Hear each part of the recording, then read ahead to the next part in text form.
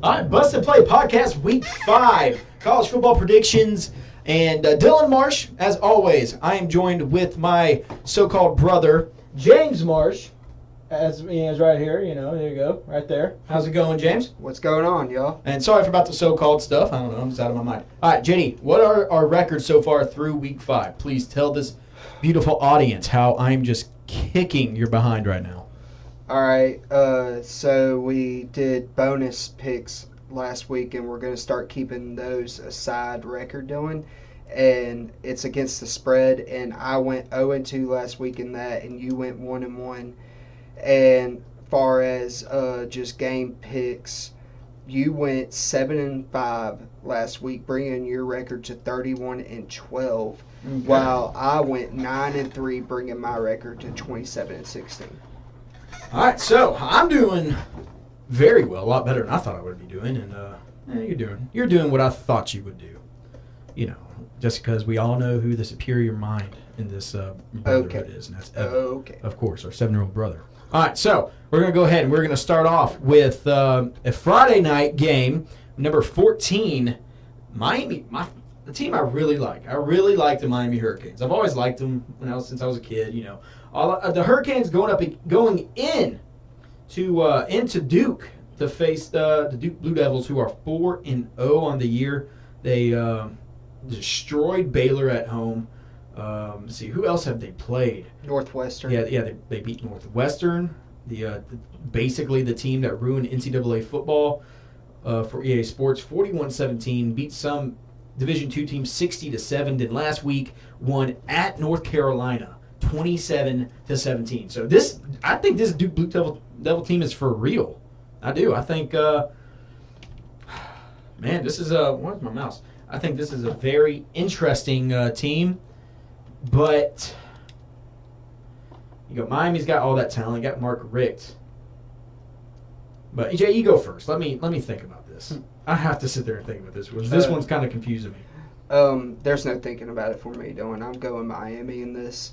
I like the way they've been able to run the ball these past 2 games with Walton. He has 27 carries for 352 yards and 3 TDs. Margaret's going to get his boys coached up to go into a hostile environment. Hostile environment where the people are studying. But it's gonna get pretty loud there Friday night. But I think that Miami will keep its composure and start out 1-0 in the ACC. Yeah, go ahead. Put me down. Put me down for the Hurricanes. I can't risk it. You're somewhat catching up to me in the thing, so I can't really throw out a risk right there. I think Miami's going to come out and take business. Like you said, Walton is killing it right now these past 2 games, but I really like, I think it's Rosier. I don't even know. But I saw them play in their first game of the year against Bethune-Cook or whatever. Bethune-Cook? Yeah. Bethune-Cook. They look pretty good, and then they missed 2 games in a row because of the hurricane. Then they come back and just put a beating on Toledo, 52-30. Defense didn't look great, but the offense looked great. So I think it's probably going to be another 52-30 win for Miami. Just defense is not going to look good at all. All right, so let's go ahead and move on to the overrated USC Trojans and the even more overrated Sam Darnold going up against the number 16 Washington State. And this one is at Washington State. You have Mike Leach, one of the offensive geniuses in the nation as the head coach for the Cougars, and Todd Helton, who, as much as I bash USC, I really like Todd Helton. I think he's actually a really good football coach. He's really turned that USC team around from where they were with Lane Kiffin and even Ed Orgeron being an interim coach there for a while. I really like Falk. It's Falk. I'm trying to find the thing real quick. It's Jay. Falk. Oh, wait. Why am I? Jay, you go ahead and talk. I'm in last week's schedule. That's how today's. I'm going to go USC here.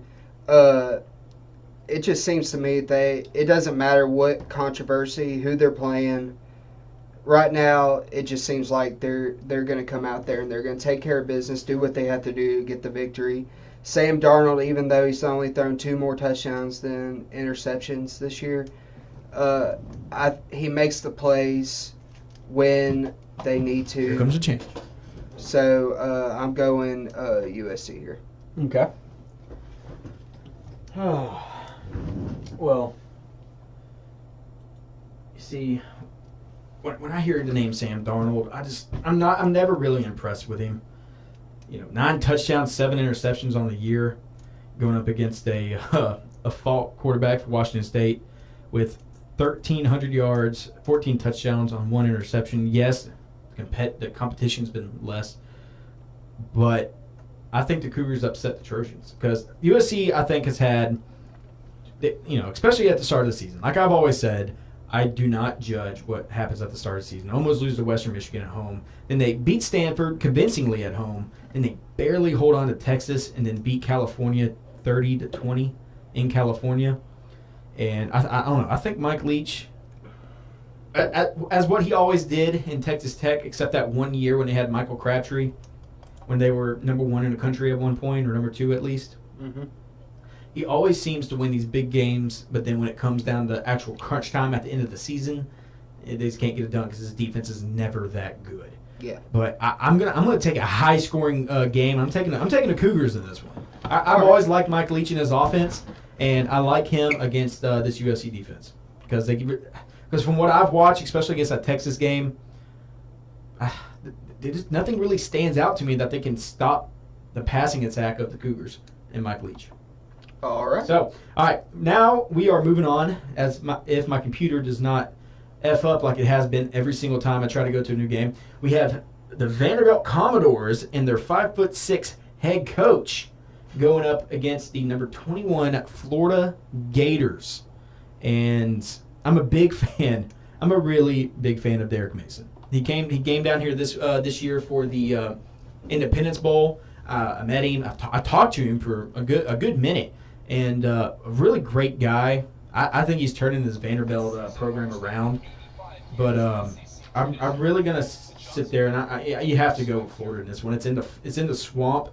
Yeah, Vanderbilt's 3-1, and Gators 2-1 because they didn't play because of Hurricane Harvey. But Felipe Franks, quarterback for the Gators, looks like he's really improving. Shermer, quarterback for Vanderbilt, having a great year already. 721 yards, 8 touchdowns, 1 interception. But he can't go with. I have to go with talent on this one. It's definitely the Gators. I'm right there with you, Dylan. I'm going with Florida, even though I think Ralph Webb will have at least 120 yards on the ground, as we saw John Kelly was able to do against Florida in Gainesville. But just like USC, Florida right now, it's like they play to their competition's level. Yeah. And they find a way to win the game. So I'm just gonna have to go Florida on this one. Like you said, Dylan, it's in the swamp and crowd's gonna go wild. And even though Vanderbilt's very improved, I don't think they're ready to match this Florida team. Oh, definitely not. All right. Now you got the Indiana Hoosiers going in to Happy Valley, the house that Joe Paterno built. I don't care what you say about him. He did build that house. Being with the team for 50-something years, I don't care what you say. That's impressive. What happened in it was completely idiotic, but still. So, but this is okay. Of course, I'm picking Penn State in this one. Everyone was so high on Indiana for before the Ohio State game. But then again, why did I say that they were so high on Indiana? Because ESPN was selling that game to make them seem like a freaking defensive powerhouse going up against Ohio State, so they would get ratings at the first weekend of the season. So, Hoosiers coming in at 2-1, 0-1 in conference, playing Penn State, who last week, had one heck of a game. A walk-off touchdown against Iowa at Iowa, and Iowa surprised me in that game. They really did. They showed up to play. I called them fake. I still don't think they're anything that good. Going into Iowa and playing, that fan base there, one of the most legit college towns you're ever going to see anyway. It's hard to win in Iowa City at night. It really is. And I love the whole little waving at the Children's Hospital thing. That's really cool what they're doing now. But that was a great game. I enjoyed watching that one. Trace McSorley really impressed me in that game and showed it, of course, Shaquan Barkley. And looking at the stats, Shaquan Barkley is actually the leading receiver for It's the New Saquon. Lions. What is it, Saquon? What did I say? What did I say? Shaquan. See, I don't know how to pronounce it. All I know is his last name because that's all I ever hear. Because I don't know. I guess I just don't try to pronounce it. But Barkley's the leading receiver for Penn State as well. And I think that shows how versatile he is and the chemistry that McSorley and Barkley have. But, yeah, I'm easily taking Penn State in this one. I'm going Penn State too, doing in Happy Valley. I think it's going to be closer than people think. Indiana was able to, in my opinion, I thought they did a very, very good job against Ohio State, and they've taken care of business since then. I think they'll be able to move the ball pretty well against Penn State, but Penn State, in my opinion, will pull away and end up winning around about 10 points by the end of it. So give me Penn State. All right, the team with the cutest mascot I've ever seen in my life, the Georgia Bulldogs, are going into Knoxville to face the Tennessee Volunteers, and I'm going to say this now because I believe it's the God-honest truth. I think Georgia is the best team in the SEC East, and I'm taking Georgia big in this one. I think this is going to be a statement game for them to prove to the country that they're worth that number 7 ranking, and then that they're also worth the consideration or just worth being taken seriously in the SEC because this Georgia team's defense honestly might be the second best defense in the SEC behind Alabama. This team is no joke. You got Nick Chubb and Jacob Eason, and I know, but still, when he's playing, he is great. Man, Fromm's Eason is twice the quarterback he is. I know Fromm is good, but when Eason comes back, they're going to be even better once he gets back rolling again. But I'm taking Georgia in this one easily. Not saying it's going to be a blowout, but I think it's going to be a comfortable win for Georgia. How about $10? If you could speak, that'd be great. Okay. I'm tempted, Dylan. Go ahead. Better do it. Tennessee last game came out, and I think they had a hangover loss to Florida coming out. Hangovers are very common in Knoxville. But only beating UMass 17-13 at home. Probably looking forward to this matchup. Oh yeah. John Kelly, man, this kid is unreal. I'm not gonna say I never. He's a great back, and Dormady surprised me against Florida after throwing 3 picks, still having the composure to lead his team back to tie the football game.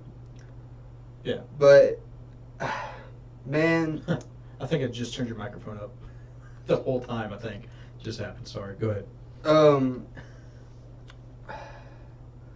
I'm gonna have to go with you, Dylan. I'm gonna have to go Georgia here on the road. It's gonna be a tough ball game. Give me the Bulldogs by a field goal. All right. So, okay. Oh my God, number 24 Mississippi State Bulldogs going into Auburn. I was so freaking high on the Bulldogs going in and playing Georgia, and what do? They don't lay an egg. That's worse. What they did was worse. They laid 3 points up while giving up 31. It's going to sound, oh my God. I am so upset of how high Are you going to take them again? No, I'm not. Not against Auburn. I'm taking the Tigers in Jordan Ayers Stadium. I think it's going to be a good game, but I'm going to take Auburn. I'm going to take the coaching because I think that's exactly what happened in that Georgia game. Kirby Smart just completely outcoached Dan Mullen.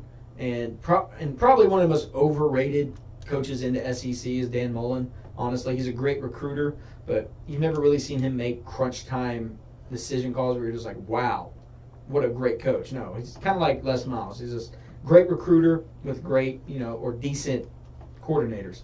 But now, give me the Tigers in this one. I'm tired of Mississippi State. Embarrassed me last week when I said they would beat Georgia. It's high on Nick Fitzgerald. He was trash. It was very, very difficult for me to watch that. Well done. I guess we're just going to agree again. I got to go Auburn here. They are, I think the Mississippi State against LSU. I think a lot of that had to do with it being in Starkville, how much of a dominant performance that was by the Bulldogs. So Auburn's rushing attack got back to what it used to be last week, and they become more of a balanced offense, and they finally got Stem going a little bit. And I'm going to call Auburn wins this convincingly. It's going to be by like 17 points, I think. Man, I was just very disappointed in that, man. Really was. All right, Bulldogs disappointment. Everything else disappointment. Yeah, you don't have this one on here. I don't know why. I found this game interesting. I found North Carolina going into Georgia Tech. Yeah, North Carolina's 1-3, but I feel like that might be a good game. Just saying. That might be a game to watch. No, I'm just saying. No, don't worry about it. I'm just saying. North Carolina is playing at Georgia Tech. I think that might be worth a watch. All right, so as I'm going down, I'm looking for the next game. We got Iowa at Michigan State if you want to talk about that one too. No, I'm good. All right. Let's go with, what did you put next? South Carolina going into Texas A&M. Okay, this is an interesting one. You know, you have, oh my goodness, where is it? JD, go ahead and talk about it. I'm trying to find it on the computer. All right, so we have South Carolina, there it is, who the previous week, before last week, lost at home to Kentucky, 23-13, and then they have Louisiana Tech Bulldogs coming in, down 13-0 going into the fourth quarter, and Tech just blew it. And South Carolina was able to come back and kick a field goal for the win. And Texas A&M surprised me, really. I took a gut pick. I wanted to pick Arkansas, but I went Texas A&M because you picked Arkansas. It was a coin flip for me, so I went Texas A&M, and they surprised me. I really thought that Christian Kirk came out and performed up to his capabilities. Kellen Mond did very well, in my opinion, and Williams, the running back for Texas A&M, he is a very good complement to Keith Ford. So, but I think that A&M has finally got back to where they should be. And I think they've gotten the offense going, and I think they handle South Carolina this weekend. Give me them winning by 14. Yeah, I have the Aggies winning. All right. But it's going to be one of those, you look at the score, and it's kind of a type of, like, okay, wow, you look at the score, it's like, oh, okay, they handled them pretty well. But it's going to be a sloppy win. Really? I think this might be one of the games where, because I think after this year, Kevin Sumlin is fired. I just see it because, they had to come back from behind against Arkansas. They blew a 30-something point lead against UCLA. And I don't know, it's just Texas A&M is just not playing well. They go into halftime behind Louisiana Lafayette, who last year was basically completely embarrassing until they got into the middle of their conference play. But yeah, I'm taking A&M. Like you said, yeah, Christian Kirk played great last game. Keith Ford and Mond really fit well together, but I don't know. Yeah, I'm taking them in a sloppy win against South Carolina. All right, so coming up now, we have Ole Miss going into number 1, Alabama. This game is going to be a lot more interesting than what people are thinking, because Ole Miss right now, if they were allowed to be ranked, I would say they're easily in the top 10, even after that loss to California. Maybe, okay, before that loss to California, they would be in the top 10. And I say that solely based on how well Shea Patterson has been playing this year. And my computer is acting slow again. So, all right. But, with Alabama being number 1, I'm taking Alabama, of course. But I'm not surprised if Ole Miss comes in here and just gives them a nice little punch in the mouth that they've been looking for all season long, because this Ole Miss team is pretty good, especially their offense. Their defense, not so much. All the crap that's been going on with their head coach, banging prostitutes, all that stuff, and then giving money to players, all that stuff. Basically, what's gotten them banned, and then plus with the coach and the prostitute stuff, or the sex line or whatever. Alabama's going to win this one, but it's Alabama. I think Shea Patterson solely is going to put them in a chance in the first half to keep themselves in going into the third quarter. And Jalen Hurts, the leading rusher for Alabama, who's also their quarterback, is having a year just like last year where he's if he wasn't such a game controller, he would be the best quarterback in the entire country. If they let him do whatever he wanted, say like if like a Manziel or a Cam Newton, just let him do whatever he wanted, he would be the best quarterback in the entire country. You agree? No. No? No. I think he'd be better than Baker Mayfield. Because Baker Mayfield, really, they let him go out there, let him scramble around. No, this guy's a game manager. The offense they run, Baker's great, but he's not as good. He's a great quarterback, but there are plenty. I think Jalen Hurts would be a lot better. I don't care what you say. You know, I'm an Oklahoma fan, but you have to be real. You have to be real in this business, and that's why I'm beating you in these records. But anyway, now Alabama, I say by 14 at least, but Ole Miss keeps it close in the first half because Alabama's always terrible, or not terrible first class. They just keep people close. Dylan. You think that I'm totally disagreeing with you. You think that this is going to be just a 14-point game? No. Alabama's about to put a hurting on them that they've never seen before. Solely on the fact that that wasn't a pun. No pun intended on that, by the way. But just the fact that Nick Saban has lost to him twice in the past 3 years. He's going to have Jalen Hurts and Calvin Ridley and everybody ready to go. They are not going to slack off, and they are going to dominate Ole Miss this game. It's going to be bad. I got the Tide. Well, I really think it's just going to be a lot closer because this is Ole Miss's basically against it's this and Mississippi State. But I think this would be their national championship game. Like, I'm not saying that they would make it, but they have nothing to lose. They really have nothing to lose because they cannot play in a bowl. They can't do anything. But I see them just going all out in this game, and I don't know. I think it's just going to be a great one. All right, so let's move on to the humiliated Oklahoma State Cowboys going up against the Texas Tech Red Raiders. That's a game JD proved me wrong on. I still think Oklahoma State is a great football team.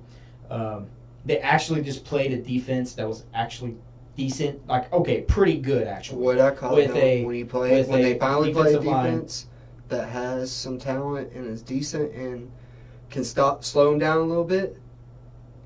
And look what happened. Yeah, when they play a defensive line that can actually get pressure, because Oklahoma State's offensive line is their weakness. And when you have someone like Chris Bradley freaking bulldozing through that offensive line, it makes it hard. But Mason Rudolph and James Washington, what they thrive on, they still had success on in that game, which was long passing touchdowns. But this is going to be one of those games that lasts 4.5 to 5 hours because the ball is just going to be thrown around the entire game. And I'm taking Oklahoma State. I don't think Texas Tech has the defense to stop Oklahoma State, nor do they have the coaching. I think Mullet guy is going to simply show that everything's business in the front and party in the back. I think Oklahoma State wins this one. Don't know how, but I just seen them pulling it out just because their defense is just a lot better than Texas Tech's. I'm tempted, Dylan. I'm tempted again. Are you sure this isn't out of freaking bias? You just seem to hate Oklahoma State. Yes, they are a team I hate the absolute most in the nation. But I'm looking at it. Texas Tech's defense, man, it used to not be so great, but they held Houston to 24 points. And I could see Texas Tech winning this ball game.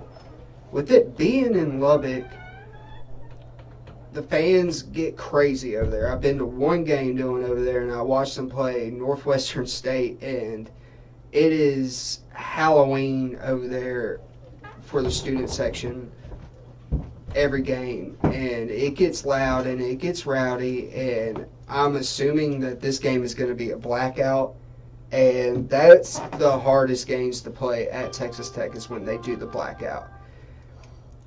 And you know what? For the sake of it, I'm going to take the Red Raiders here. No, please go ahead. Go ahead and do it. For the love of God, please do it. I'm going to take the Texas Tech Red Raiders here to pull off another upset and show everybody why Oklahoma State is not as good as everybody thinks they are. I'm just saying, Jenny, that with what Oklahoma State uses to succeed in their offense with deep passes downfield, that Oklahoma game coming up, we'll talk about it more, but that's their weakness is giving up deep bombs, which we saw against Baylor, which was basically what basically put that game away. Well, we'll talk about that maybe at the end. But next game coming up, we have the number 2, who I'm surprised is number 2, but also I think they deserve it, but I just didn't see it coming without Deshaun Watson. But number 2, Clemson going into Blacksburg to play the number 12 Virginia Tech Hokies, who were I just realized they're number 12? Yeah. For real? Yeah. They're back. Wow. Justin Fuente's got them on board, but, with all this, give me the freaking Hokies in this one. Give me the Hokies. I liked what I saw against them when they played West Virginia. Was it West Virginia? Yes. In the first week? Yeah. They played West Virginia. They looked great. Yes, Bryant's a great quarterback for Clemson, but Jackson's just one of those quarterbacks that makes plays. He's 11 touchdowns, 1 interception on the year. They have a great receiver in Phillips who has 5 touchdowns, and I think this is just going to be one of those games. It's going to be in Blacksburg, like JD said. I don't think it's going to be one of those whiteout games. But Virginia Tech always has that atmosphere. When you go into Virginia Tech, it's hard to win in Virginia Tech. Prime time on national television, the crowd just goes crazy. I don't know. You got a young quarterback and Bryant going into that very hostile environment. Where JD said they are back. This could be the win that plants the flag to show that Virginia Tech can be back to be another top 10 team every single year. And I'd actually like to see that. I really would. See if they can, if this coach here, what you said, Forte? Justin Fuente. Yeah, if he could step out of Frank Beamer's shadow and reestablish Virginia Tech as one of the premier programs in the country. So give me the Hokies. Yeah, Dylan, I agree with you that this is going to be a very, very hostile environment for the Clemson Tigers to go into. They got Bud Foster's defense that is always a challenge for any offensive coordinator. But Brett Bendables, in my opinion, is the best defense coordinator in the nation. He's going to have his hands full with the freshman phenom for Virginia Tech in Jackson, their quarterback. This game, I think, is going to come down to the wire. But I think Dabo Swinney somehow finds a way to get out of Blacksburg with the victory. I called it before the year started that I thought this might be one of this was going to be Clemson's first loss. I thought that, but as the year, our opinions change as the year goes along. And from what I've seen from Clemson, that defense is just too strong. Even though I think Virginia Tech will have some success at home with the crowd rocking, but I think Clemson will eventually just overpower. I think it's going to be very close. Right, I say Clemson wins by field goal. Clemson is only allowed 9.3 points a game. West Virginia has given up 10.3 points a game. So statistically, the defenses are there. Offensively, Clemson averaging 37.8 points a game. Virginia Tech 40 points even throughout 5 weeks. That's why I think that's what it's going to be. I don't think it's going to come down. Well, it comes down to defense, but I think it's really just which offense is going to execute more mistakes. I think Clemson with Bryant. I think he's going to make some poor decisions against West Virginia. West Virginia's got a great pass rush.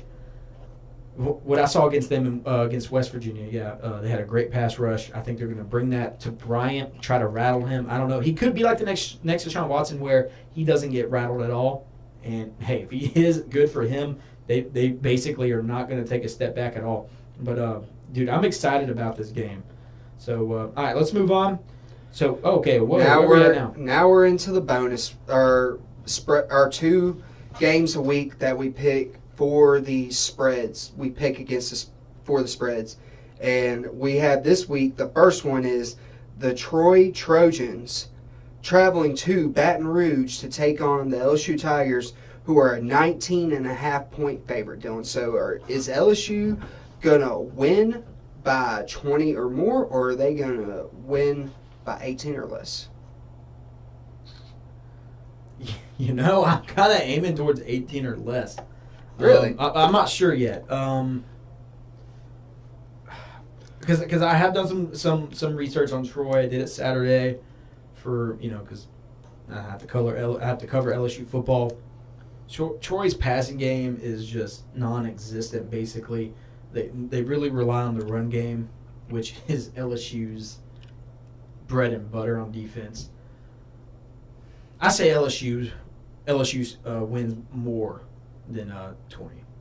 So you're taking the over.